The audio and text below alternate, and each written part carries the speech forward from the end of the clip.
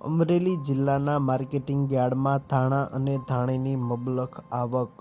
હાલ રવિ પાકની સિઝન દરમિયાન ખેડૂતો પોતાની ઉપજ મોટી સંખ્યામાં યાર્ડ સુધી લાવી રહ્યા છે. ખાસ કરી ધાણા અને ધાણીની માંગ સ્થાનિક બજાર ઉપરાંત રાજ્યના અન્ય વિસ્તારમાં પણ રહેતી હોવાથી વેપારીઓ મોટી માત્રામાં ખરીદી કરી રહ્યા છે. અમરેલી જિલ્લાના ગ્રામ્ય વિસ્તારમાંથી મોટી સંખ્યામાં ખેડૂતો પોતાની અલગ અલગ જણસીઓનું વેચાણ કરવા માટે માર્કેટિંગ યાર્ડમાં આવી રહ્યા છે. ત્યારે હાલ માર્કેટિંગ યાર્ડ ધાણાની આવકથી છલકાયું છે. અમરેલી તેમજ સાવરકુંડલા માર્કેટિંગ યાર્ડમાં ધાણા અને ધાણીની મબલખ આવક નોંધાઈ છે. અમરેલી જિલ્લામાં આ વખતે જે વરસાદ અને સારો થયો હોવાથી પાણીની પણ આવક સારી છે. પાણીમાં એના હિસાબે ધાણાની વાવેતર પણ ઘણું જ સારું છે અને આવકમાં પણ દિવસે દિવસે વધારો થતો જાય છે. આજ રોજ ધાણામાં 1300થી 2051 સુધીના ભાવ રહ્યા છે. 1800 થી 2000 મણ ધાણાની આવક થઈ છે. અમરેલી જિલ્લામાં ગણીએ તો અમરેલી અને સાવરકુંડલા બંનેની થઈ અને 6-7 હજાર મણ 6-7 હજાર ગુણીની આવક બંને યાર્ડની છે અને ભાવ પણ સારા છે. હજી પણ દિવસે દિવસે આવકમાં વધારો થતો જાય છે.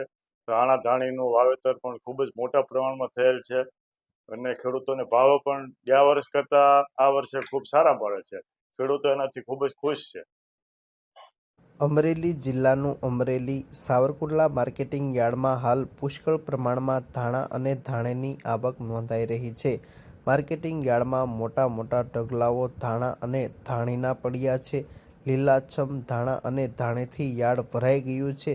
તેની મબલખ આવક હાલ યાર્ડમાં જોવા મળી રહી છે. ત્યારે યાર્ડમાં હરાજીમાં 1500 રૂપિયાથી શરૂ કરીને 2270 રૂપિયા સુધીના ખેડૂતોને પોષણક્ષમ ભાવ મળી રહેતા હોવાના કારણે ખેડૂતોમાં પણ ખુશી જોવા મળી રહી છે.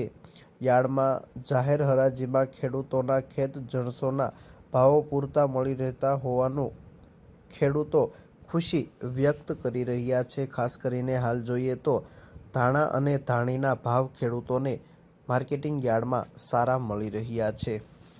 નામ અશ્વિનભાઈ ધીરુભાઈ ધાનાણી, મારું ગામ સુરજવડી અને સાવરકુંડલા માર્કેટિંગ યાર્ડની અંદર અત્યારે હું ધાણા વેચવા આવ્યો છું અને મારે ધાણાના ભાવ 1922 રૂપિયા આવ્યા છે અને સાવરકુંડલા માર્કેટિંગ યાર્ડની અંદર ધાણાના સરેરાશ ભાવ 1700થી 2200 રૂપિયા સુધી જાય છે અને ધાણાની આવક પણ સારી એવી છે અને ધાણાની ખેતીની અંદર ખર્ચ ઓછો અને ફાયદો ઝાઝો થાય આવા ભાવ રહે અને આવા બજાર ટકી રહે તો ખેડૂતોને 2 પૈસા મળે એવું જોવામાં લાગે છે અને આવનારા સમયમાં ધાણાની આવક સારી એવી થશે.